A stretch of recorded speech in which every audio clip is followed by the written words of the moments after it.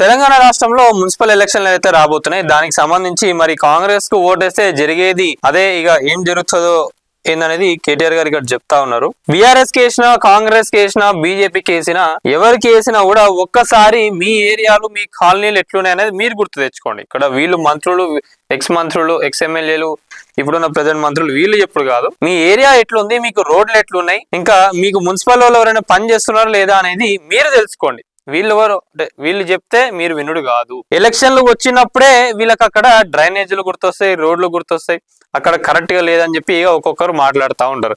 మరి బీఆర్ఎస్ హయాంలో, బీఆర్ఎస్ అధికారంలో ఉన్నప్పుడు కూడా ఏ ఒక్క కార్పొరేటర్లు కూడా వాళ్ళ ఏరియాలను డెవలప్ చేసుకున్న పరిస్థితి లేదు. ఎలక్షన్లు వస్తున్నాయనగానే అప్పుడు రోడ్లు వేస్తూ ఉంటారు. ఈడ కూడా బంజారాహిల్స్ లో మనం చూసుకున్నట్లయితే కూడా బస్తీలు ఏవైతే ఉన్నాయో ఇప్పుడు ఓటు పడాలే కదా అని చెప్పి ఇన్ని రోజులు ఏం చెప్పుకుంటూ వచ్చిండ్రు, ఫండ్స్ లేవు, బీఆర్ఎస్ వాళ్ళు మొత్తం రాష్ట్రాన్ని నాగం చేసిండ్రు, అందుకే మేము డెవలప్మెంట్ చేయలేకపోతున్నాం అని చెప్పిండ్రు. మరి ఇప్పుడు ఏడికెళ్ళి వచ్చినాయని చెప్పి వేస్తున్నారు మీరు రోడ్లు ఇవన్నీ అయినా కూడా. అంటే చెయ్యాలనుకుంటే చేయవచ్చు ఏదైనా, కానీ వీళ్ళకి శాత కాదు.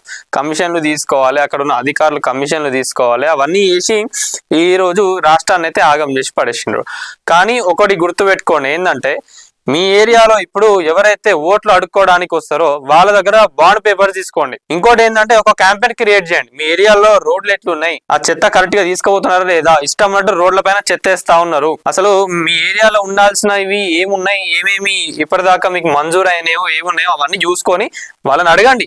మీరు ఖచ్చితంగా ఇవి చేస్తారు అని అంటేనే మేము మీకు ఓటేస్తాం. ఇప్పటికి కూడా మీరు 1000 రూపాయలకు, 2000కు, 3000కు, 5000కు వాళ్ళు ఎంత ఇచ్చినా కూడా దానికి కకృతి పడ్డారు అనుకోండి, మీ కాలనీలు, మీ ఏరియాలు అయితే ఆగం అయిపోతాయి. వాళ్ళు కూడా కార్పొరేటర్లు కూడా మంచిగానే దోచుకుంటా ఉన్నారు. మళ్ళీ ఇంకా మేయర్లు అయితే ఇక చెప్పనక్కర్లేదు. వాళ్ళైతే ఏరియాని బట్టి ఒక్కొక్కరు మంచిగా దున్నుకుంటున్నారు, ఎవ్వరు కూడా అసలు మెయింటైన్ చేస్తలేరు కరెక్ట్ గా. దీనిపైన ఒకసారి దృష్టి పెట్టి ప్రతి ఒక్కరు కూడా, ఇంకా యువత బయటికి వస్తే చాలా బాగుంటది. సో మున్సిపల్ ఎన్నికల్లో కాంగ్రెస్ కు ఓటేస్తే జరిగేది అదే అని చెప్పి కేటీఆర్ గారు చెప్తా ఉన్నారు. అసలు ఏం జరుగుతుందో చూద్దాం. మున్సిపల్ ఎన్నికల్లో బీఆర్ఎస్ గెలుపు ఖాయమని మాజీ మంత్రి కేటీఆర్ ధీమా వ్యక్తం చేశారు. ఇక్కడ ఒకటి ఆలోచించుకోవాలి, ఏంటంటే కాంగ్రెస్ ప్రభుత్వం ఏం చెప్తా ఉన్నది, ఫండ్స్ లేవు అని చెప్తా ఉన్నది. మరి ఇప్పుడు వాళ్ళని గెలిపించినా కూడా ఫండ్స్ లేనప్పుడు వాళ్ళు ఏం డెవలప్మెంట్ చేస్తారు కాంగ్రెస్ వాళ్ళు? అట్లా అని చెప్పి బీఆర్ఎస్ వాళ్ళకి వేసినా కూడా అధికార పార్టీ కాదు కాబట్టి వాళ్ళు కూడా ఏం చేయలేరు. 3 సంవత్సరాలు, ఇంకా 3 సంవత్సరాలు ఉందనుకుందాం, వాళ్ళు కూడా ఏం చేయలేరు. అంటే వాళ్ళు చేయలేరు, వీళ్ళు చేయలేరు. డెవలప్మెంట్ అయితే కాదు అని చెప్పి ఇండైరెక్ట్ గా ఇద్దరు చెప్తా ఉన్నారు. 2 పార్టీల దగ్గర నుంచి ఇండైరెక్ట్ ఆన్సర్ వచ్చేస్తా ఉన్నది. అట్లాంటప్పుడన్నా జర మంచి క్యాండిడేట్ ఎవరు ఉన్నారో, ఈ పార్టీలే కాకుండా ఇండిపెండెంట్ గా కూడా చాలా మంది నిల్చుంటా ఉన్నారు మంచిగా క్యాండిడేట్స్. వాళ్ళే అట్లీస్ట్ మా ఏరియాని మేమన్నా డెవలప్ చేసుకుందాం అని చెప్పి వాళ్ళను ఎంకరేజ్ చేసి గెలిపిస్తే అట్లీస్ట్ వాళ్ళన్నా ఫైట్ చేసి ఇంకేమైనా ఫండ్స్ తీసుకురావడానికి, ఇంకేదైనా డెవలప్ చేయడానికి కూడా ఆస్కారం ఉంటుంది. మున్సిపాలిటీల వారీగా ఇన్ఛార్జ్లను నియమిస్తామని తెలిపారు. రానున్న మున్సిపల్ ఎన్నికలకు బీఆర్ఎస్ సిద్ధంగా ఉందని, పార్టీ గెలుపు ఖాయమని మాజీ మంత్రి కేటీఆర్ గారు ధీమా వ్యక్తం చేశారు.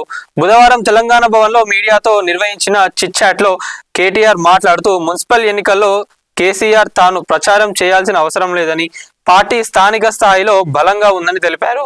పంచాయతీ ఎన్నికల్లో 40% సర్పంచ్ సీట్లు గెలిచామని, మున్సిపల్ ఎన్నికలలో మెజారిటీ సీట్లు గెలుస్తామని, శివరాత్రిలోగా మున్సిపల్ ఎన్నికలు ముగిస్తారని, వీటికి అన్ని రకాల ఏర్పాట్లు చేసుకున్నట్లు వెల్లడించారు. ఇది సరే. ఇప్పుడు బీఆర్ఎస్ అధికారంలోకి వచ్చినా, కాంగ్రెస్ వచ్చినా, ఎందుకంటే అదే చెప్తున్నా నేను, బీజేపీ గురించి మాట్లాడడం కూడా వేస్ట్. ఎందుకంటే బీజేపీలో కార్యకర్తలు కరెక్ట్ గా లేరు, నాయకులు కూడా ఎవ్వరు కూడా కరెక్ట్ గా పార్టీని అయితే నడిపిస్తలేరు. కాబట్టి మనం ఇక్కడ కాంగ్రెస్ అండ్ బీఆర్ఎస్ గురించే మాట్లాడుకోవాలి. కాంగ్రెస్ ఏం చెప్తున్నది, ఫండ్స్ లేవు, మొత్తం రాష్ట్రాన్ని అప్పుల పాలు చేసి పడేసిన అని చెప్పి కాంగ్రెస్ చెప్తా ఉన్నది. మరి వీళ్ళు ఏ రకంగా ఓట్లు ఆడుకుంటారో కాంగ్రెస్ వాళ్ళు చూడాలి. బీఆర్ఎస్ పార్టీ ఓట్లు అడుక్కున్నా కూడా వాళ్ళు ఏం చెప్తారో, మరి వాళ్ళ దగ్గర ఏం బ్రహ్మాస్త్రం ఉన్నదో, మరి ఇక బీఆర్ఎస్ పార్టీ వాళ్ళ దగ్గర ఏం బ్రహ్మాస్త్రం ఉన్నదో, వాళ్ళు ఏం చెప్పి ఓట్లు అడుక్కుంటారు ఏందనేది కూడా చూడాలి. కానీ ఓవరాల్ గా జనాలకైతే ఒకటే చెప్తున్నా, మీ దగ్గరికి ఏ పార్టీ వాళ్ళు వచ్చినా, ఓట్లు అడిగినా, మీరు ఏం డెవలప్మెంట్ చేస్తారు అనేది ఫస్ట్ అడగండి. వాళ్ళ దగ్గర నుంచి బాండ్ పేపర్ తీసుకోండి. మీ ఏరియాకి సంబంధించి పెద్ద మనుషులు ఎవరైతే ఉన్నారో, ఇంకా గట్టిగా మాట్లాడే వాళ్ళు ఎవరైతే ఉన్నారో, వాళ్ళందరినీ ఒక గ్రూప్ లెక్క ఫామ్ చేసి వాళ్ళందరితోని మాట్లాడి మీరు కరెక్ట్ పర్సన్ ని గెలిపిస్తేనే ఏమన్నా డెవలప్మెంట్ ఉంటుంది మీ ఏరియాకి. ఇది ఒకటి గుర్తుపెట్టుకోండి. యువతను ఇంకొంచెం ముందుకు రానిచ్చేటట్టుగా కూడా ప్రయత్నాలు చేయండి. యువత కూడా వస్తే బాగుంటుందని చెప్పి అనుకుంటా ఉన్నాం.